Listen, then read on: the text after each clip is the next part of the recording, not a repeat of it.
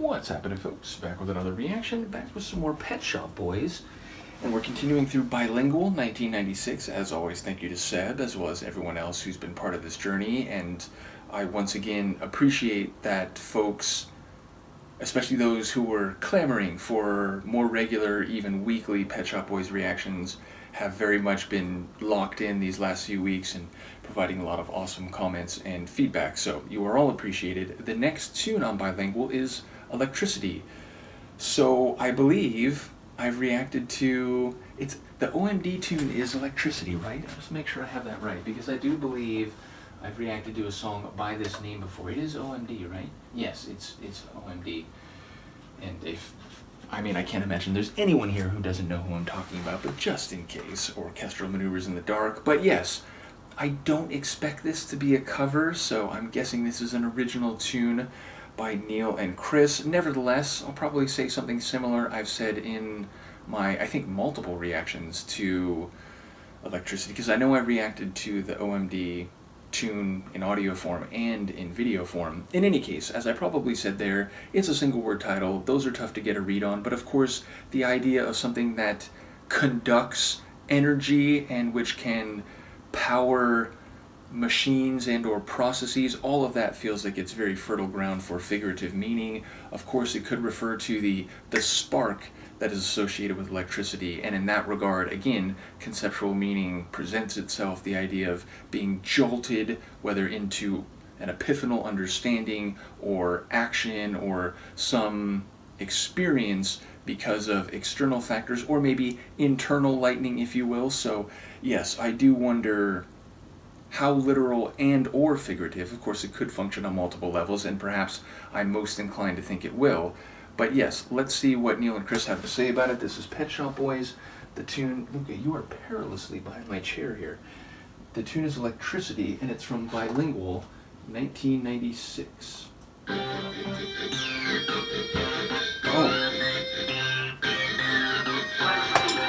What are you doing in San Francisco?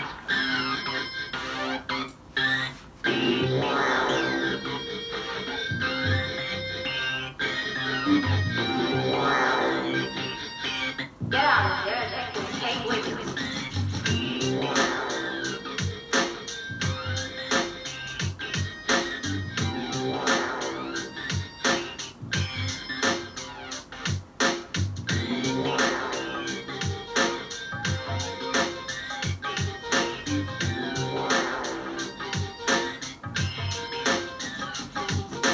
What does it mean? What are you doing in San Francisco? I'm an artist, honey. You'll see me sometimes making crazy pictures out of music and rhymes. Costume changes, performed with poise. Dancing information with a couple of boys. I take them on the road with my reel-to-reels. I'm an artist, honey. You know how that feels.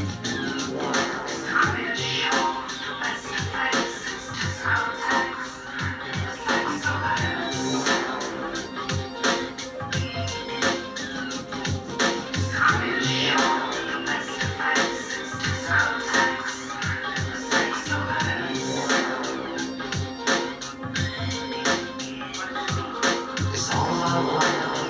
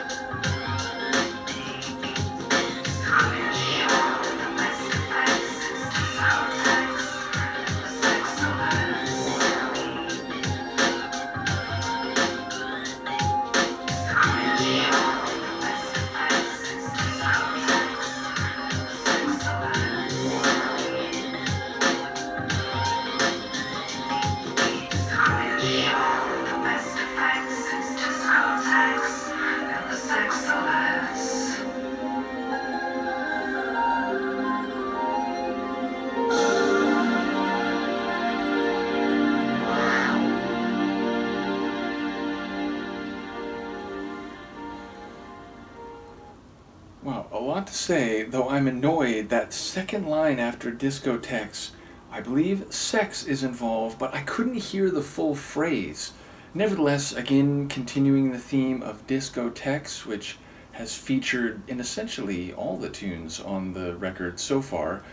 Secondarily, more of these down-tempo, trip-hop style beats, more of Neil singing in that syllabic spoken word, almost hip-hop or trip-hop style, though we do get a bit of his melodic, expressive singing along the way as well. I definitely enjoy the electric sounds, like, high resonance, high energy ones, that big, deeper wave type of electronic sound. There were some squeaky ones along the way, even like right at the beginning, it almost sounded a bit acidic. And yeah, I definitely get a sense of electricity functioning in a figurative capacity, but also in a sonic environment that feels like it is kind of playing off of the sounds of electricity as well. And yeah, I mean, I don't know, he's saying, he's an artist, you're going to be seeing him around, and what was it, like, lip syncing is his art.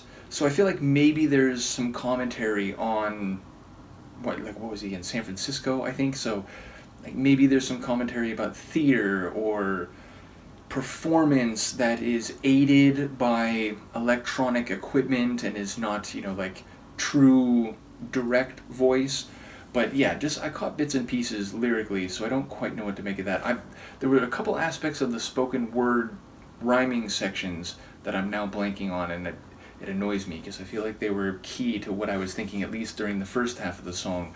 But yeah, I very much enjoy this, and before I even say what I'm about to say, I say this specifically in the context of the Pet Shop Boys having some of the most amazing non-album tracks, B-side tracks, of any group that I've been deep diving on. I don't know why I emphasize that syllabically that way. Nevertheless, the point is, when you talk about Pet Shop Boys B-sides or non-album tunes, I feel like it means something slightly different than when you talk about a lot of other groups and like, oh, it sounds like a B-side for them. This sounds kind of like a B-side, but in the context of the Pet Shop Boys' incredible catalog of non-album tunes, meaning it's a bit more abstract. It feels less like, song with chorus and coherent narrative or storytelling. And in that regard, again, I didn't catch everything, and there may be that here, but yeah, it felt a bit more like abstract art piece and less like what is typically, and now I mean this in regard to, all groups of 80s music, synth pop, whatever, but less like an artist or a group's album song. So yes, that is in no way a diminishment or a denigration of this tune, far from it, and I very much did enjoy it, but it felt like more of an experience, less like a song per se, if that makes sense. In any case, again, I have to commend Neil because he does a good job with this hip-hop style delivery. I will say also there were some of those electric sounds that almost sounded like they were mimicking like turntablism, the idea of like, whether you're crab scratching or just back cueing or whatever, like the sounds that are created in hip-hop / trip-hop through the use of records and turntables like in the mix of the tune. So I don't know if that was deliberate or just kind of my DJ ear extrapolating that from what I heard. In any case, another cool tune from Chris and Neil. Let me know what you think, and I will see you for the next one. Peace.